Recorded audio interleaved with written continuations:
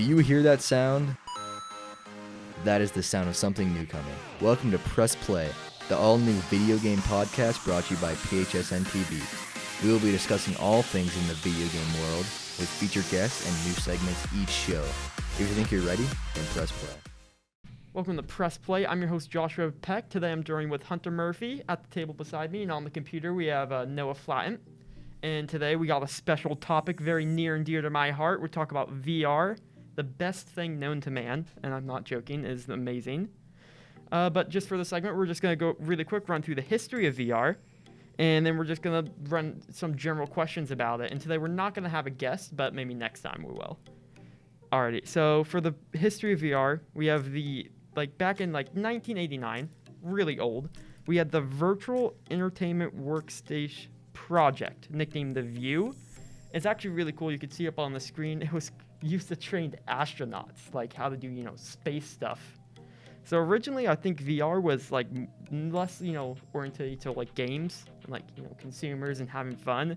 It was more orientated towards actual practical uses, in the field. Yeah, and then my personal favorite, and still very confused, Virtual Vietnam, which it was supposed to help people who have been in Vietnam War. It was supposed to help them with PTSD, but to this day I still don't understand why would you put them back in Vietnam? If you're supposed to help them with PTSD, I don't know why we're just putting them back in Vietnam. And that happened in 1997. So, I just baffled, I don't understand. Okay, and then now we start getting into the fun stuff. In 2012, the Oculus Rift was the first consumer product. This wasn't for work. This was just for video games, consumers, all the fun stuff. And that had the Kickstarter. It raised $2.4 million. And of course, the headset came out in 2012 as well. And then if we moved on to 2016, we had the the HTC Vive, and that was another big release for VR, and that both of those things kind of started helping people get into VR gaming. I know Noah, you have an Oculus, or what is it? Yeah, I have an Oculus Quest 2, and it's a good one. It's just for beginner VR. It's pretty cheap and easy to use and stuff. Yeah, that's what I like about the Oculus and stuff. They're really just basic entry level things. You don't have to have $1,000 computer and have all this setup. You can just buy one and play it.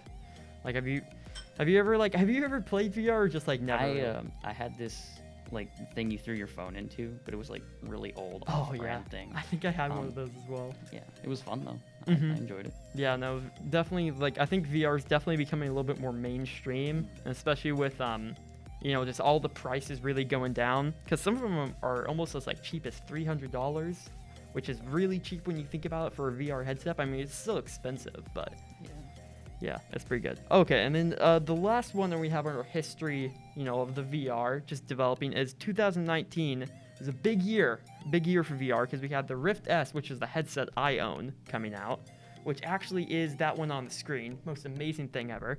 The Valve Index, which is really expensive, and I think it's almost $1,000. And then the Quest, which is what you were talking about, which was really kind of made VR mainstream. Alrighty. And then we just have a little segment. If you want to get your hands on VR, it's the internet. Just Google it, buy off of Amazon or the Oculus store, or just beg your parents for Christmas, like what I did. And yeah, they're actually really affordable. The lowest ones are $300, and that's the Quest 2, right? Yeah. Yeah, and that one, you don't need a computer, like I said. It's its own computer in the VR headset, which I think is really cool. And how do you like the Quest 2? It's just so easy. You charge it, and it probably has 3 hours of battery life and stuff. It's pretty nice, and I have a really long cord, so you can just use it all you want. And games are still pretty cheap. They're normal on there. You can just buy it on the store, and it's just easy to use. Your whole family can use it and stuff. It's just great. Yeah, so what does the actual interface look in there? Because I've never used a Quest. Well, when you turn it on, there's Like you're in like this little like house almost, like it's like a lobby, and you pick your games and stuff and what you want to play. It's just pretty easy and pretty cool, man. Yeah. Alrighty. Alright, and then the best quality for like value, I would go with like Oculus, just because that's that's actually what we both have. I have a Rift S and he has a Quest, and I really like them just because they're really good, and they're not like super expensive. I think they're actually the same price. But if you want to go like high end, then get something like the Valve Index or what is this HTC Vive Cosmos. I actually haven't heard of that one. But those are like $700 to like $1,000. But I've heard like really good things from the Valve Index. So if you're into it, it's definitely worth it. But also for those ones, you need a PC too, which is kind of a big deal breaker for some people.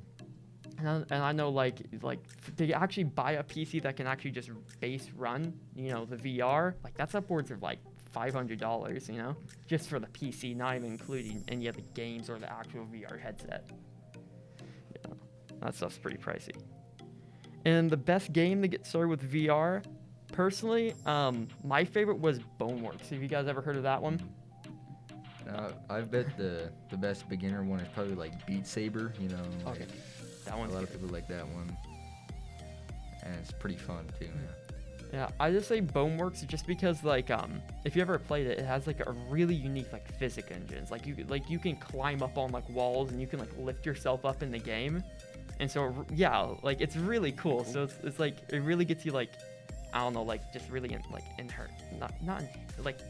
immersed. That's it. Like immersed in like VR, It really gives you that like experience because it really feels like you're like climbing up on stuff. And there's like weight physics, like some stuff like if you throw it like faster, It's like probably one of the coolest games, like just physics-wise. The physics engine is like best thing I've ever seen. All right. And then the most memorable VR experience, I would have to do like when I'm playing like horror games, like just because I'm a wuss, okay? I hate playing horror games, okay? But I mean, like I was playing the Half-Life Alyx, and I remember this one time like something jumped out of like the darkness, and like I think I almost cried myself to sleep that night. Like I'm joking, but it's probably it's really scary just because it feels like it's actually coming at you, Yeah. Makes sense. All right, I think that's gonna wrap it up for this episode. Thanks for watching this segment on VR. Hopefully tune in next time for some more awesome, amazing video game content. Thanks for watching.